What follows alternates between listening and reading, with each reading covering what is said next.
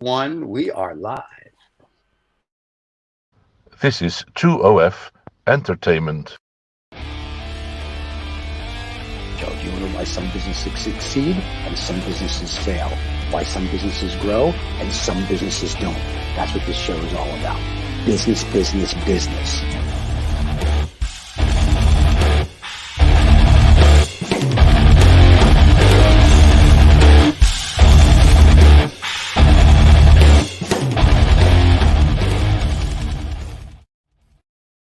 All right. Wait, David's still learning how to use all the toys he's got here. It's the new year. It's the new year. There you go, David. I'll help you with the tough stuff. All right, there you have it. Happy New Year, Lost Dollars Business Club. I know. Happy 2024. The first show of 2024, the end of democracy is what we're calling this year with the new election coming up in America. The whole world is over. We're all going to die. Yay! Something to look forward to. I thought that's not until 2027. I'm already building an ark, so you can see. Yes. Propaganda. I know. Yes, but David, but John, we have to help with the propaganda because I'm with the Illuminati and the lizard people. We have to keep it going until I get paid. Right? You know, that's the way it works. Yeah. But we have going to get paid. Would we ever get paid? Is that what we're doing this for? I'm sorry. Getting paid. I get paid. Yes. I get paid by the city of New York every time I mention it, and the Illuminati and the lizard people pay me just because I belong. I'm a member. I like it so much I bought the club. There you go. You guys, unfortunately, you're going to die. Anyway, but I love you, and that's the important thing. No. So we have two special things happening on our first show of the new year. We have a new co-host because Kurt has his own game show on our channel. Spun off a game show, which I'm looking forward to seeing. I think. I'm looking forward to Spun off the game show. Yeah. It's called The Irreverent 3 is what it's called. The game show. Okay. No hints there. No. I think it's an orgy. I don't know. And the other is we have a new co-host that is going to replace Kurt, and he's from South Africa. So Nick has known David and I and even John now for like 3 or 4 years. So he's begged and pleaded, and his check cleared. So we said, okay, you can come and be a co-host on our show. So he'll be a co-host, and before we bring Nick in, yes. Nick will only be a co-host if the South African Electricity Company allow him to do so, of course. Does he have an in there? He must have an in there. That's if the gerbil runs really quick in the cage, man. That's how it works in South Africa. And then we have a guest today on our first show for 2024. End of democracy, the end of the world. That sounds really cool. I'm going to make that a short. What is our guest talking about? Well, Daryn Mason was a solutions engineer, a sales engineer, enterprise sales. He knows all about selling B2B, business to business, and he's going to be telling us about his book, Deal Crash, which is all about not just analyzing your wins, which is what people typically do, but analyzing your losses in business, in sales, and we're going to give him some good commentary and good grief around that. Because it's a good topic that he's knows a lot about. And it's the end of the world. So let's run a commercial. We'll bring Nick. Then we'll run another commercial and bring Darren. This is very exciting. Sounds great. David.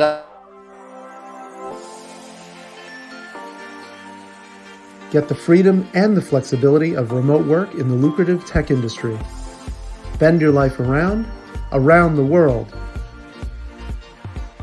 Bandicoot is the premier course and community for thriving in a remote tech career. Join the revolution today. Bandicoot.com, official partner of the Lost Dollar Business Club.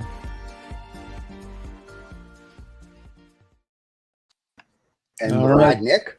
And there is one of our new co-hosts. There is Nick, everybody from South Africa. Hey welcome. Thank you very much. So cool to be on. And in Steve's introduction, I'm one of the aliens as well, so we're good to go. So okay, it's a conspiracy. We have a secret handshake.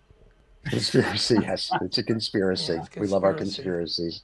So, all right, so now we're happy to have Nick as our co-host. He'll be here every Friday with us, or I should say Saturday mornings. I did it, David.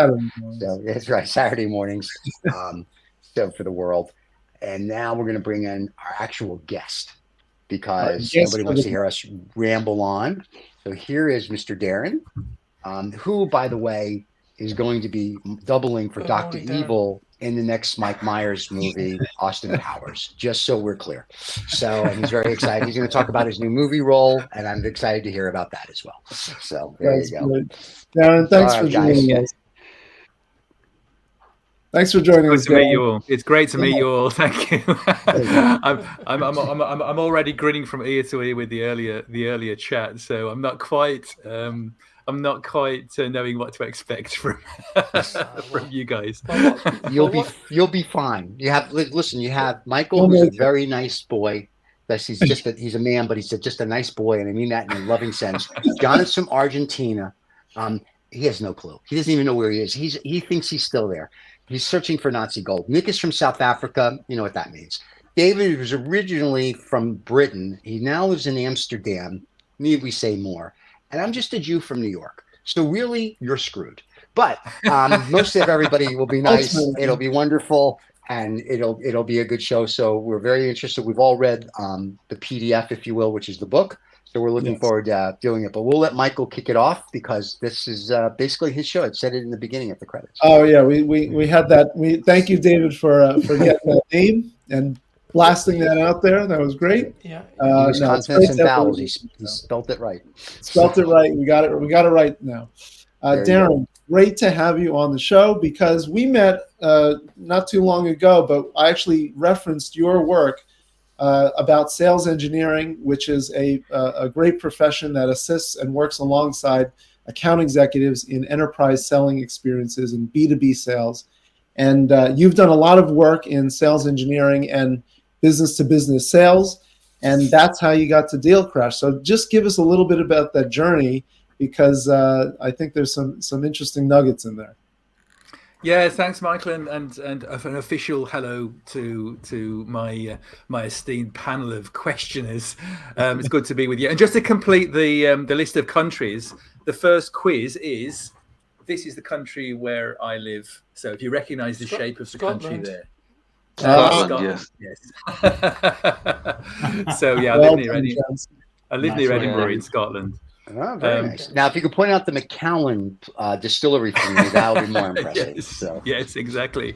Let me tell you my road to contrarian thinking that gave birth to my to Deal Crash. Everybody's got the book to show in front of them, which was the kind of culmination of my thinking. So I had a 35-year career in IT and sales. I know, I don't look it. Thank you for that.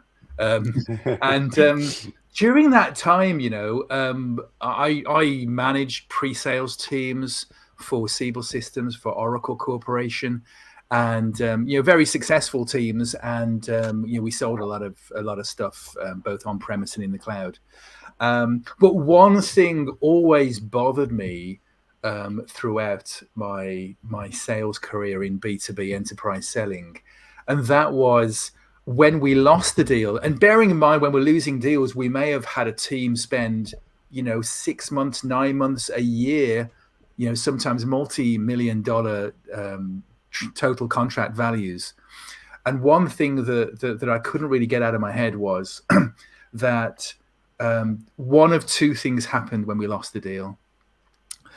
The most common thing was that people found a smoking gun reason for the deal's loss, and then they hung everything onto that one smoking gun reason and then moved on to the next deal.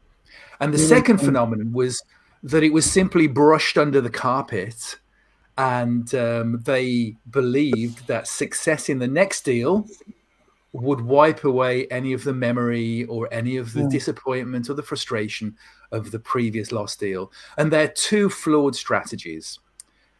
Because what I realized was that throughout my career is that it's never one element, it's never one factor that loses a complex deal. It's always a confluence of other complex 2, 3, 4, 5 different factors that contributes to the loss of a deal. Probably more if you're talking about optimizing your perfect flight for a deal. Now, hold that in mind. Hold everything I've said on one side of the equation. So here's the other side of the equation. As a boy, I was really interested in aviation. I loved everything to do with planes, and I used to hang out at the perimeter fence of airports with my binoculars. I was one of those guys. I admit it, bit of a geek. No trespassing, right? Not trespassing, no, and no drones were involved in the hunting, because we're talking about the 70s and 80s here, right? That's the 1870s and the 1880s, everybody. I know. Yes, exactly. Darren and I are roughly the same age. So we're good. Precisely. But as I grew, I got very interested. Some would say morbidly interested in plane crashes, but not plane crashes. It was actually the investigation process that went behind a plane crash, because, as we all know, aviation is the safest form of transport on the planet. Right? Beyond taking a taxi to the airport, beyond getting a tram or a train or a metro to the airport, it's absolutely the safest form of transport on the planet, per passenger mile, however you want to count it. And the reason for that, and the reason for its increase in safety as we've gone on through the decades, is that it's one of the best industries, if not the best industry in the world, at analyzing complex failures and in implementing the results of those analyses. So bring my other thought back into play, and we have this equation where we've got complex failure in terms of a deal loss, and we've got a methodology that's almost ready to, pre-cooked, off the shelf. And if we can somehow marry these two concepts together, that's where we get deal crash investigation. So we're using the best analysis, the best methods from the NTSB in the States, from the AAIB in the UK, the Air Accident Investigation Branch, all these areas, to bring this best practice into the art and science of investigating lost deals. And the thing that astonished me was, this is really high ROI stuff. And the reason why it's high ROI is it's not only a great return on investment, but it's also the fastest form of ROI, because you can actually apply your lessons to in-flight deals. The analogies between the two, the more I investigated the crossover links, the more rich metaphors there were in the two worlds. Like extracting the black box is the first thing that you do from an aviation accident, and you analyze what's in the black box. So what's in our sales black box? What are the things? What are the metrics? What are the indicators that we're looking for in our opportunity deal black boxes when they fail? So I'm gonna leave that as the setup to where this came from, and then throw it back over to you guys. So basically, if you will, you do what we do in investment banking. We do a post-mortem, right? Yeah. So if you get a deal or you don't get a deal, or if the deal goes through, then we do another type of post-mortem. So if you don't get a deal, we sit around and go, why didn't we get it? What happened? What went wrong? But we don't do a smoking gun, and we don't do brush something under the carpet, because the base you get is nice, but your bonus is where you make your money. So unless apparently you're plane investigating in Japan, you're probably not doing a really good job. But anyway, so I've got some words to say about that, because that's a perfect example. Actually, later on, I want to talk about that. But I'll come back to that. I'm just saying. So this is just not for enterprise sales. When I was going through it, I was like, this is interesting, because you can actually do your post-mortem, if you will, in any sales organization, whether you sell lollipops, which John does out of a van to kids, or whether you sell enterprise solutions, you're an investment banker, you're a car salesman, whatever it is, you can actually take all of this and play the what if game, if you will, and go, what happened during my A through Z process? Yeah. I think. I don't know. What do I know? But Darren, how was this received then? I mean, because you it's almost as if you found the goose that lays the golden egg. How did the management see that coming? Yeah, so that's very nice. Put it back into the drawer. It's interesting actually, because the way it was received in my organization was very, very positively, because we've managed to nurture what is called a growth mindset. And that is that from every failure, there are lessons to be learned. And unless we take those lessons, we're not growing our organization. Think of it like, if I can use a sports analogy, sports people learn way more about their failures than their successes. And the reason for that is that when they succeed, it's because everything they planned to do worked properly. Everything they planned to do worked properly. So they can analyze their successes, but what it will tell them is everything they planned to do worked properly. However, when things go wrong, that's when the rich learning occurs, because everything they planned to do didn't work properly, or the other guy did a way better job and we didn't see it coming. It was a blind spot. So that's why we have all this rich golden learning from failures that we just don't get in our successes. Every angler, every fisherman loves to talk about their big catches, but not the hundreds of times that they got away. So does that point to why this hasn't been really done before, or maybe is not as widespread in at least software sales, at least from my experience? Is that part of the reason? Yeah, you're right, Michael. It's cultural, and I can tell the culture of an organization by the way this is received. It's about, my other frustration was that if you look on Amazon, right, for books about sales, it's like looking for cookbooks, right? If you look for cookbooks, how many cookbooks are you going to get from Amazon? You're going to get thousands, tens upon thousands of cookbooks. You look for a book on washing up and the screen goes blank. So this is the washing up book of sales. You found the niche. You found the niche. Yeah. Because salespeople are very positive people. They want to talk about success and how to get better success and how to boost their successes. One of the problems with salespeople is the people who have made this particular widget. They think it's the best thing since sliced bread, and they don't want to talk about any failure of it. Of course, it's going to work. Of course, it is. I mean, that's what you're told in every sales training. You're not told, if you go down, if this particular widget is used in this particular scenario, then the sticky brown stuff's going to hit the fan. They never tell you that.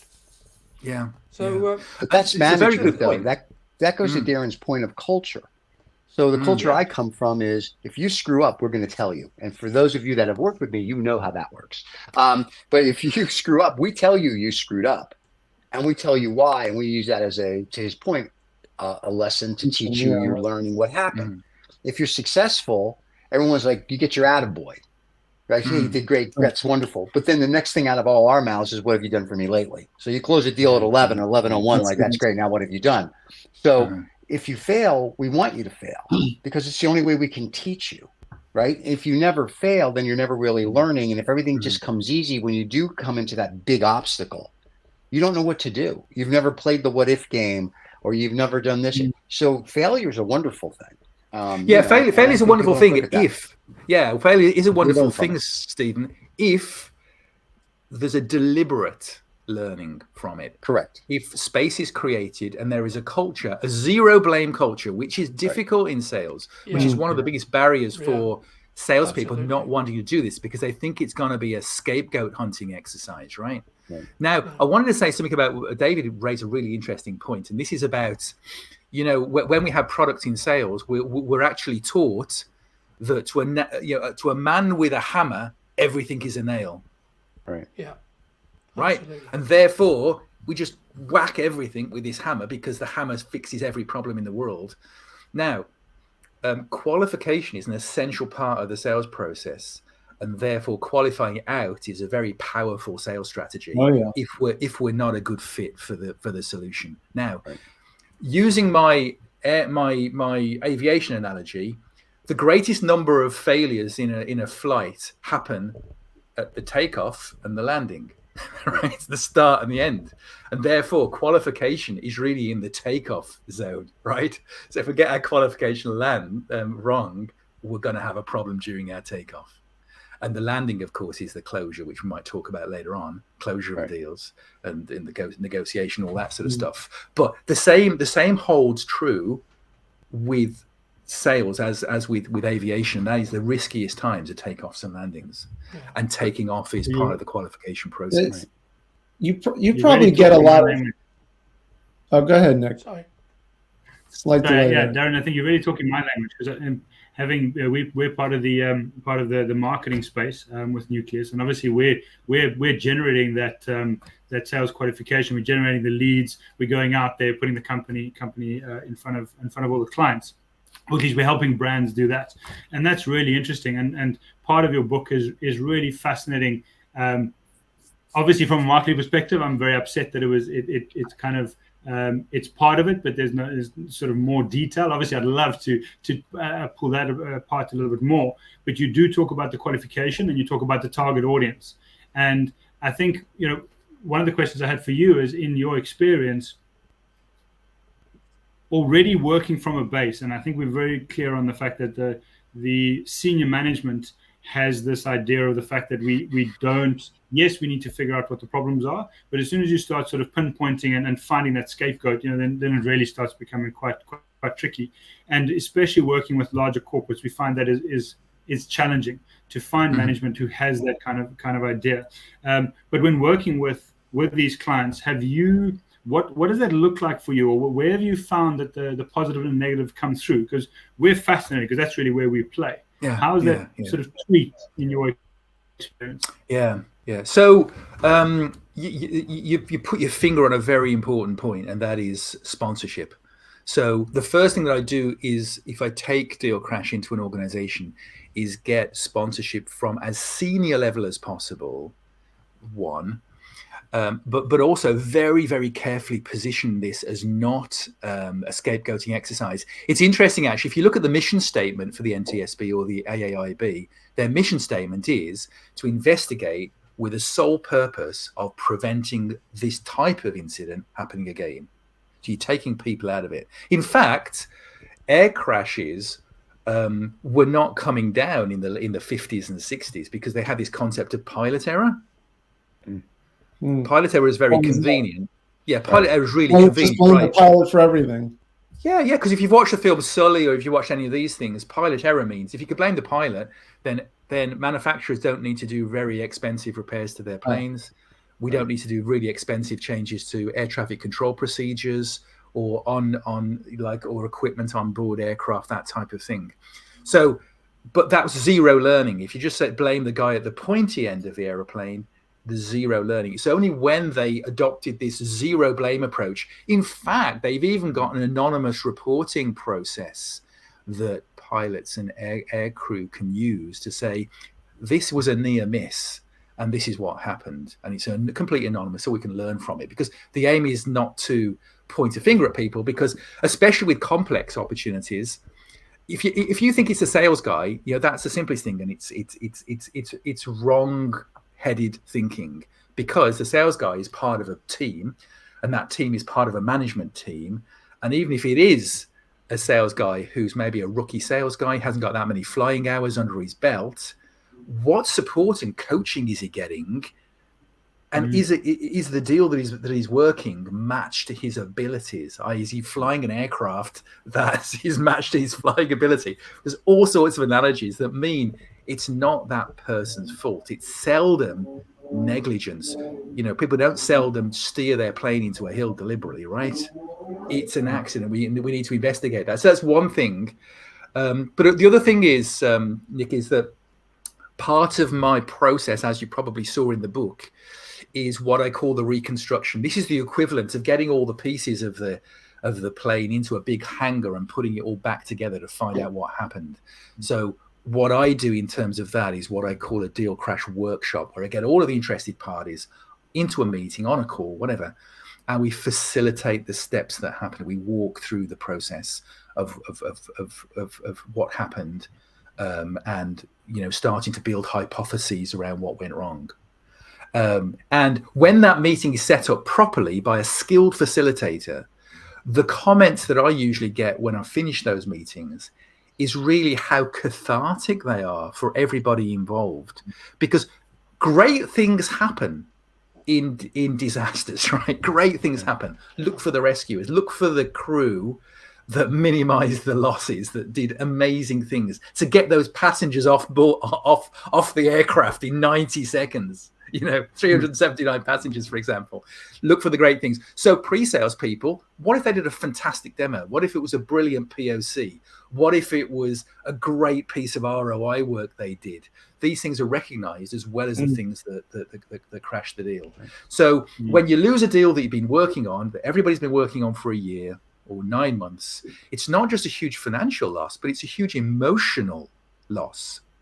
And it's addressing that component of it. And that can be the difference, by the way, between losing a great pre-sales solution engineer or losing a great salesman and retaining them in the company because you've just spent all of this money represented by the lost deal in training them. Just back to the point we were making before.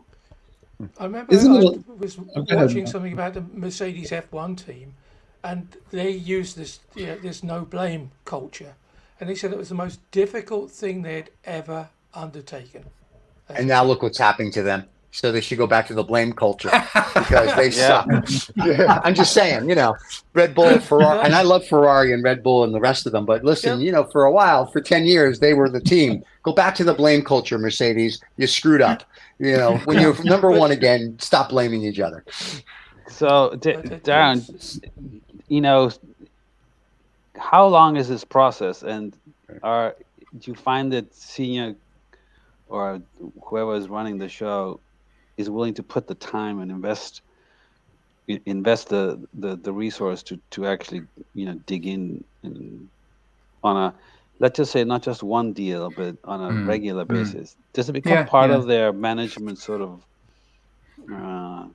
DNA for word? Yeah, and that's an interesting point, John, because and there's a few things that feed into that point. Firstly, I think you have to be selective about the deals that you do. You can't do every deal. Every deal that you do, you can't do it. So choose carefully. And normally in organizations where they institutionalize this process, normally I would say set thresholds, either value-based thresholds, the size of the deal. It may be the category, whether it's because if you're a B2B, if you're an SMB company trying to break into the enterprise, even if it's a small deal and you lose it, you want to know why you're not breaking into that new sector. You might do it on an industry basis because you want to break into a new industry and you keep losing those deals. You might want to do it when you launch a new product to see why this new shiny version of the product isn't cutting it with the audience. So you want to set thresholds and attributes of deals that everybody understands. So if they lose a deal that matches these attributes, that triggers a deal crash investigation. Second thing I would say to that point is that in terms of the investment in time, if you've got a good deal crash investigator that's been trained to do that, read the book, absorbed it, all that sort of stuff, it's mainly their time that you're talking about. And if they're being efficient, they're just taking out an hour here or an hour there because they've got maybe an interview script or a set of things that they need to understand about the deal. The third thing is you can accelerate the process. Okay, so you can there's bits of the process that you can skip as long as you know you're skipping them. As long as you know the corners that you're cutting, you can skip it because it's about the big rocks, the pebbles, and the sand in the jar, right? And we've all seen this analogy, this metaphor where, I've done investigations where I've got 44 recommendations coming out of it for an organization, 44. Some of them are the big rocks, some of them are the pebbles, some of them are the sand. Now, you can do a quick investigation, John, where you're just trying to get the big rocks. Right. And that's completely valid. And you're going to get a lot of learning out of that.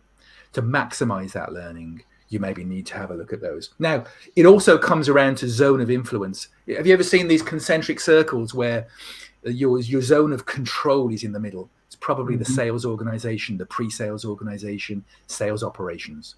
Then outside of that, you've got your zone of influence, which is maybe marketing, which is maybe legal. It's maybe, other areas of the business. And then you've got your zone of doom, which is everything else that you can't influence very much at all. And so you got to decide when you're doing recommendations which zone you're working with and who you want to control and influence, because some things you can control and you can put you can implement recommendations pretty much immediately in your own organization. Some things you just need to say to marketing, look, here's another example of where this lack of this particular feature or function or our positioning in the market caused us some difficulty. And as these go up, the aggregate means that messages start kind of cutting through. So that's more zone of influence stuff. So I was taking that, John, from a few different directions, but I hope it answered the question, the core question that you asked me. Do you think that you could use the process of that you're proposing, or that the people are using, as part of your product development?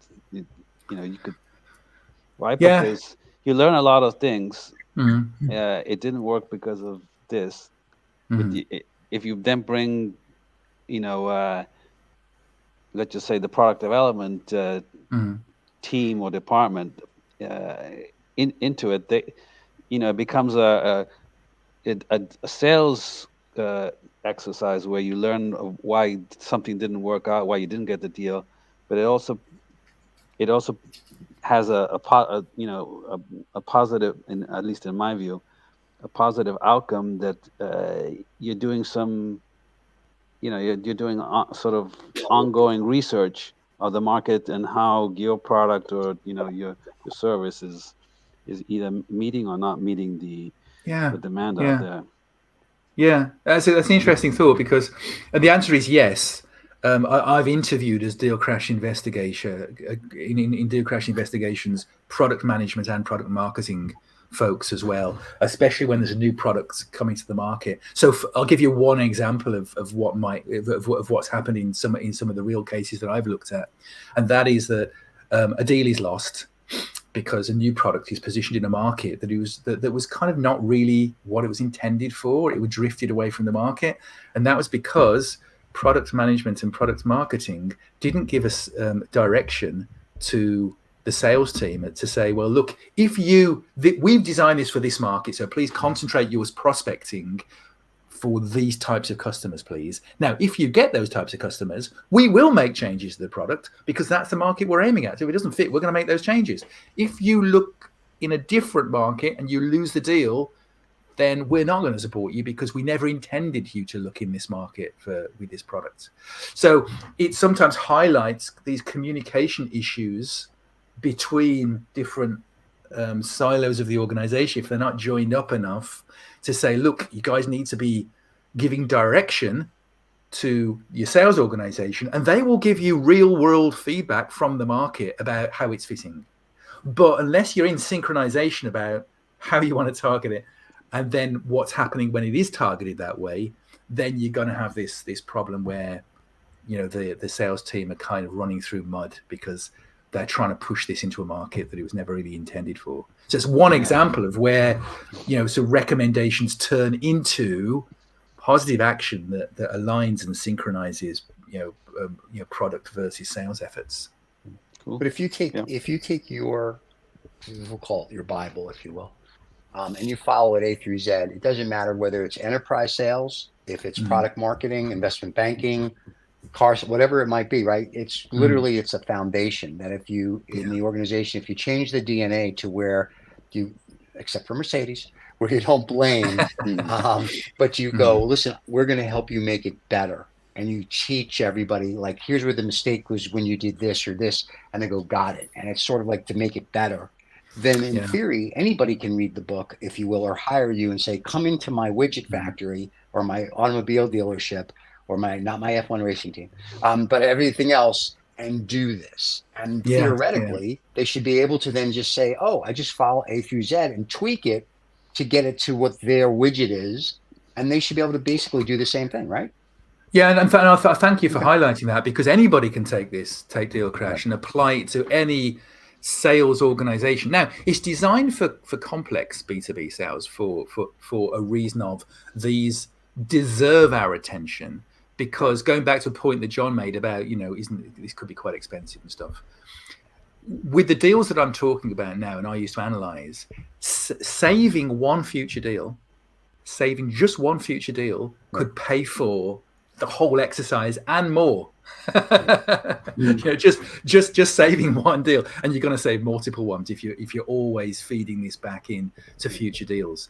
But that would be the same in anything, though, like whether you do real estate transactions on a commercial level or investment banking, like saving one of those, if you will, or learning from a mistake to get the next one, should we turn it in tenfold, though? So it would be, I understand, like in car sales, maybe it's not, or what, as a smaller entity. But yes, but if you implement it on a smaller entity, on a smaller scale, it adds up. On a larger scale, to your point, if I'm Oracle and I lose, a $20 million deal, but then the next time I get my $20 million deal, then yes, I'm ahead of the game. So yes, I totally understand that. But I'm just saying, in general, anybody, whether you have a sales force of A to Z, you can use it. Yeah, because I mean, and just going back, if we go back to core, there's a concept called after action review. I don't know how many folks have heard of that. An after action review is looking at any project, whether it was success or whether it failed, and figure out how it could have been better or how it could have been successful if it did fail. So an after action review is the generic concept of applying a growth mindset to large projects. What Deal Crash has done is when I've looked at these types of books that look at like generic after action review, pick it up for any industry, any activity you're doing, apply these generic general rules, and you do it this way.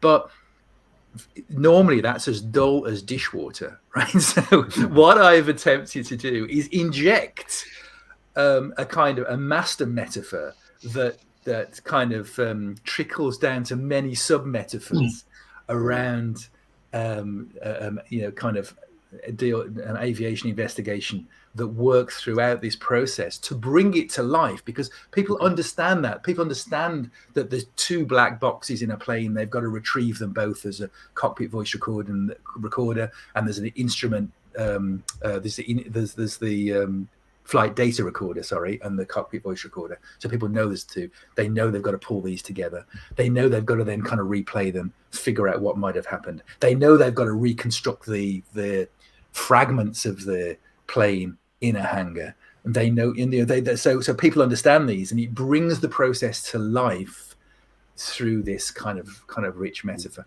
And that's what the book does really. And and as well as saying, well, why reinvent the wheel if we have an industry that is A++ at doing this work? Except in Japan, apparently. No. So basically, like we said, it's like the post-mortem. It's like you're going to do the post-mortem, and you're going to do this, and this. So someone can either get the book on Amazon. I'm assuming that's where it is globally. Or they can hire you, if you will, to come to them or Zoom with them and be the consultant and teach them how to do this.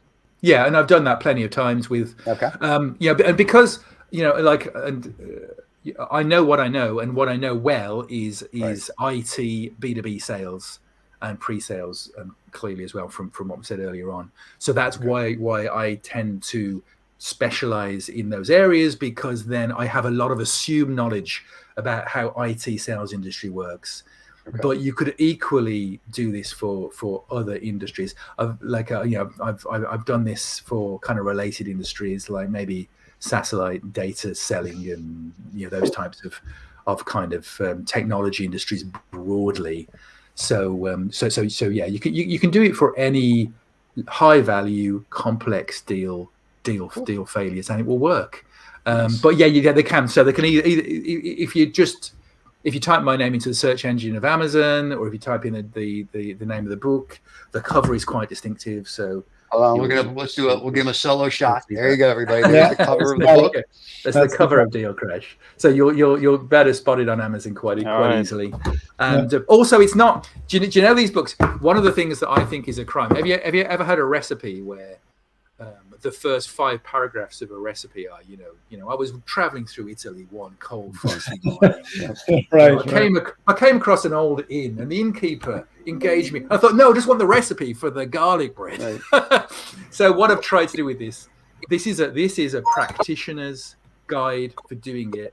So I've not gone into, as you'll have seen from the PDF, I've not gone in and padded it out with all sorts of fluffy stuff. There's no fat in this at all. It's all meat. So, and it's a pretty quick read as well. So, and that's what I wanted out of the book, and that's what I've hopefully provided to people. And just so you know, John and I like pictures. So there were no pictures. We were very disappointed. No, I'm just kidding. But it's fascinating. Good. I just wanted to say something about the crash in Japan, because there were some flippant remarks about it. It was absolutely praised by people in the industry. Yep. Is because the speed of which they got that 300 and something people out the back of a burning aeroplane. Yeah. But did you see the video? They have a video that from inside the plane. I saw it the other day on YouTube, and not only did they praise the flight crew, but they said in the video they praised the passengers, because they said the Japanese passengers were so chill when it happened.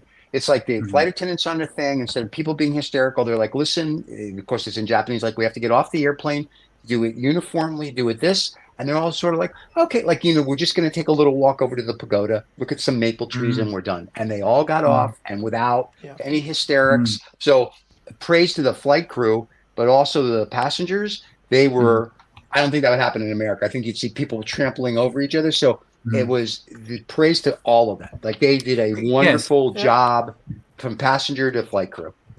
A part of the protocol, of course, is that the crew comes off last, and if you saw that what was happening, there's a guy by the door pushing people out. That's all they've been doing, pushing them out, pushing them out. Yeah, because they don't want to jump. But what I would say is, I want to highlight some really important points about this incident. That so in the 1980s, a British Airways Boeing 737 had an engine fire on the takeoff roll from Manchester Airport in the UK, and many people died because they couldn't get off the plane because of the procedures weren't tight, the equipment on board wasn't good enough, the pilots did the wrong thing, not because they deliberately did the wrong thing, because they didn't have the training about that situation. So a lot of things went wrong in that Manchester Airport. It's a British Air Tours, actually. It was a contract plane. Those lessons, those cumulative lessons from incidents like that, all mean that fast forward by 40 years, and we have incidents where there's 0 casualties in that type of incident. So this is where it's really, really important that those lessons, it could easily have gone another direction. Now, here's another lesson from this that goes directly to my book. So, smoking gun. Do you remember I said that people often look for a smoking gun? A smoking gun thing of that's what went wrong. Let's move on, because we won't do that thing again. The news around this says that the Japan coastal aircraft that they hit did not have explicit clearance to enter the runway. Now, the smoking gun approach is, okay, that's done. We know what went wrong. They did a bad thing. They did the wrong thing. Tragically, 5 people died. Now, think about the Deal Crash investigators. They're thinking, has anybody heard the audio of the air traffic control from that few minutes? Did anybody hear that on the news? It was the most garbled, incomprehensible set of instructions to multiple aircraft that were maneuvering close by that runway in that area, both on the ground. So I'm thinking there's a lot of capacity. There's a lot of confusion going on there for misunderstanding instructions. What if these guys that were giving earthquake relief had been constantly going for 20 hours without a break, flying backwards and forwards? What if fatigue, human factors, account for about 70% of aviation incidents? I reckon human factors probably are more than that within a sales loss. So when you start picking it apart, you realize that this one smoking gun, they didn't have permission to enter the runway, is not the full story. And if you just focus on that, the same thing will happen again, because the same set of circumstances will result in the same result. And although it's an extremely rare thing to happen, except though with Mercedes, they need to go back to the blame society. They suck in Formula One. I'm very upset, but I'm glad Ferrari's starting to actually pick up. So what can I tell you? Darren, it was a pleasure, my friend. Thank you so much. Yeah. But so even when you look at something like that, Everybody will have Darren's information below. It's an absolute pleasure, Crash. And thank you for inviting me. Oh, please, it was wonderful. We loved you. Come back again. All right. Thank you, Darren. We'll go over John's life. It'll be fun. No, I'm just kidding. Anyway, thank you, Darren. Have a good one. Cheers. Happy New Year. You too. Thank you, everybody. Take care. Cheers. All right, let's run a commercial, and then it'll be time to do Lost and Found. Making the right connections is vital to your business and professional success, but reaching out to strangers is awkward and mostly a waste of time and resources. Imagine a world where AI takes the hassle out of networking. Enter Hero, your noise-free professional network powered by AI. What's so cool about Hero? How about getting your own AI networking assistant that's dedicated to solving your challenges by handpicking connections and opportunities that are right for you? But Hero does more than just meaningful matchmaking. We equip you with a customized storefront accessible to anyone on or off the Hero network to help enhance your brand and boost your revenue, making it easy to turn those meaningful connections into valued customers, all within Hero. Hero is networking as it should be, meaningful conversations with well-meaning people without the noise. Join Hero today and harness the power of strategic AI networking.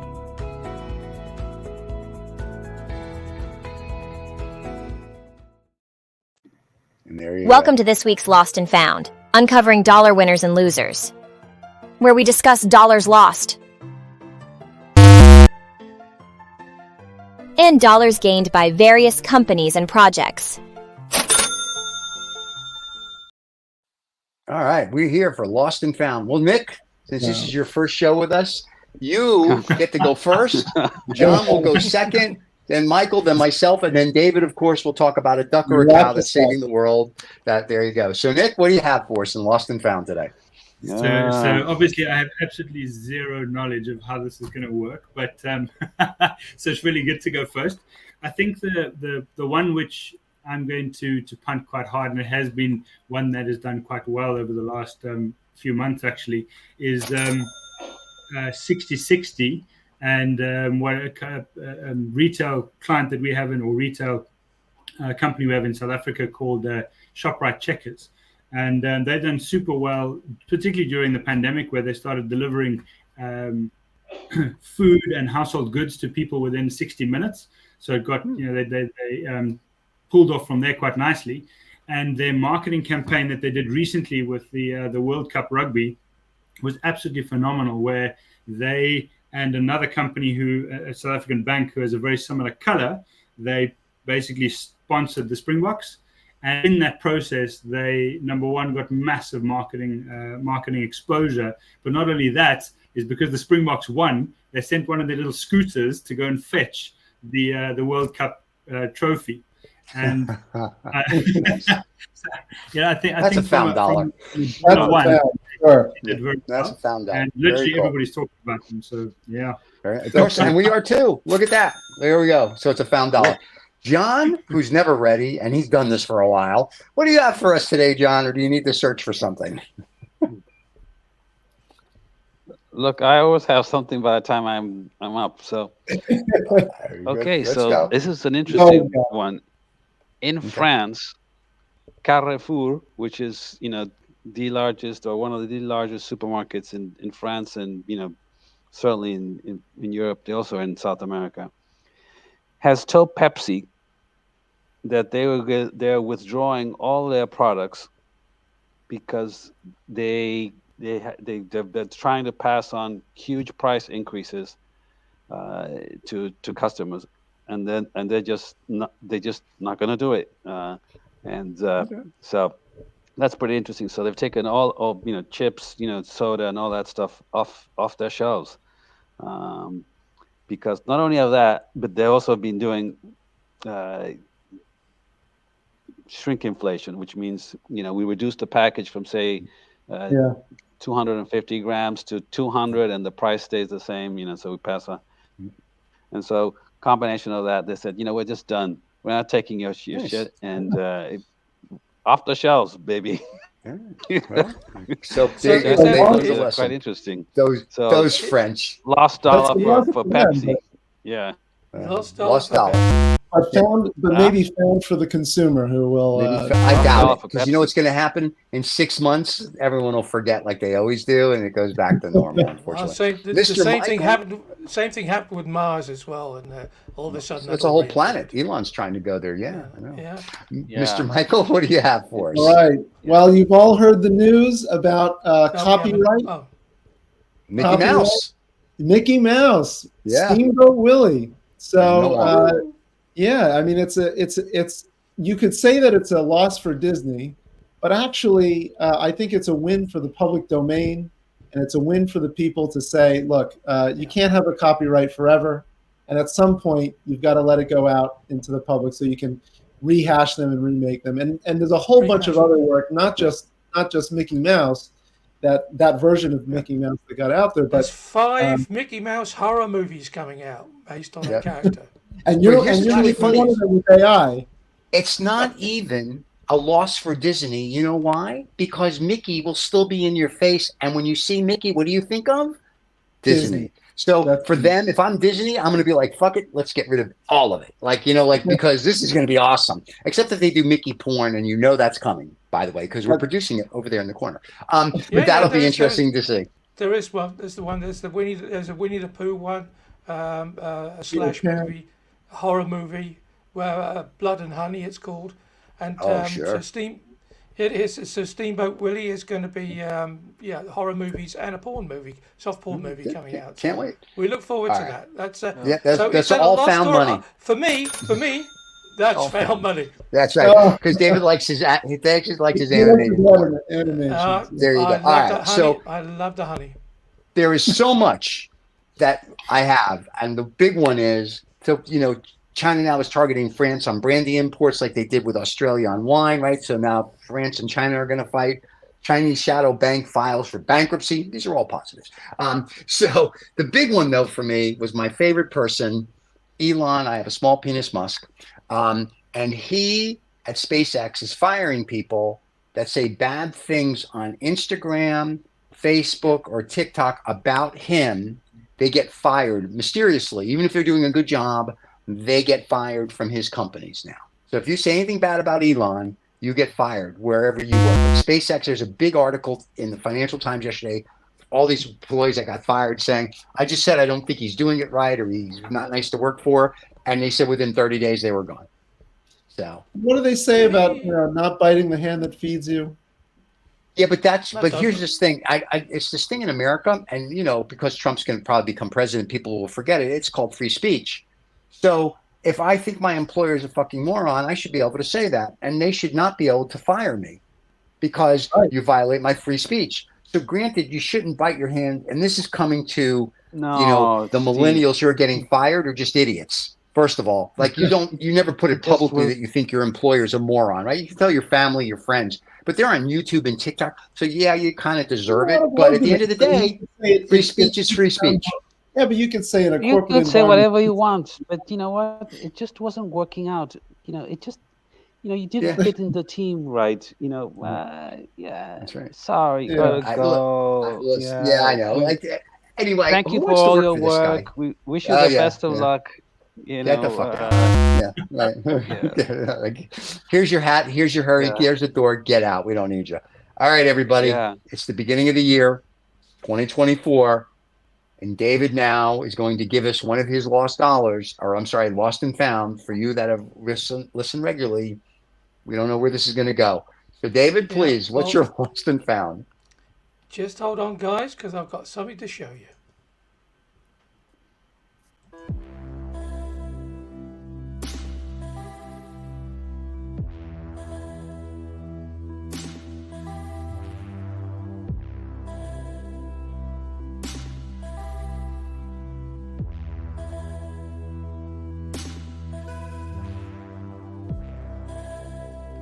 For you people listening on the podcast, David is showing us a little electric car that's the size of a matchbox.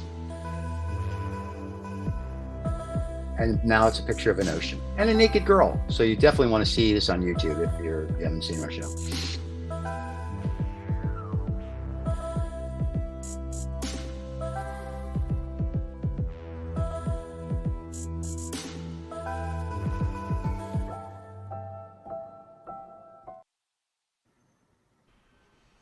Well, there you have it. And the wonderful thing about this is this is designed by a Swiss company. I mean, you know that the car laws in Switzerland are horrendous, and they've had an enormous success with it. It's got a range of 228 kilometers. It's an EV. Top speed. It's top speed of 90. Okay. It only weighs 496 kilogram, and of course it's 2 people. Yours for 17,990 euros. Which so about 25,000 US. Yeah, so if you have in a very, very, very congested city, which probably is not applicable in the US, but certainly in loads of places in Europe, where they're already trying to ban cars from the inner city, this can drive on the bicycle paths. It's totally legal. Oh wow! It's a real cherry, and it's run people over. Yeah, it's built actually on the same principle as the original bubble car, which was done, I think, by Messerschmitt, which came out. I was going to say it's based on an old model. After the Second World War. So for me. Wait a minute. So you're praising a Nazi? You're praising the Nazis. Let me get this straight. So then you have a Nazi car, and you think it's good. Okay, this one's not a Nazi car. It's built in Switzerland, so it's the probably friendly built Nazis. Probably built with Nazi Nazi technology, money. Right, which John is chasing. Okay, just checking. Yeah, but but yeah. So we'll put the link in underneath. But for me, a real peach. This one. That's a peach. It's a peach. He's got Nazis. So it's thrilled me to see it. Every time I see you, I touch myself, and then I rub my temples. So it's the same thing. I understand. Yeah. All right. Yeah. So this is wonderful, Nick. Welcome to the family, for lack of a better term, dysfunctional as we are. Michael, do we have a guest next week that we're interviewing, or is it just us? We're back. We're back to the usual crew. It'll be just us. Okay. Yes. Bring your topics, boys. So Nick, was it to, be prepared, mate. Because it's the tsunami of wokeism will drown you next week, I'm sure. Yeah, I got your tsunami of wokeism right here, pal. So, all right, everybody, have a wonderful rest of your Saturday, guys. Always a pleasure. Happy 2024 to everybody. The end of democracy and the end of the world. We're looking forward to it. Can't wait to see what 2025 brings. And that's it. We'll see everyone next week. David, take us home. Bye bye. Ciao. Cheers.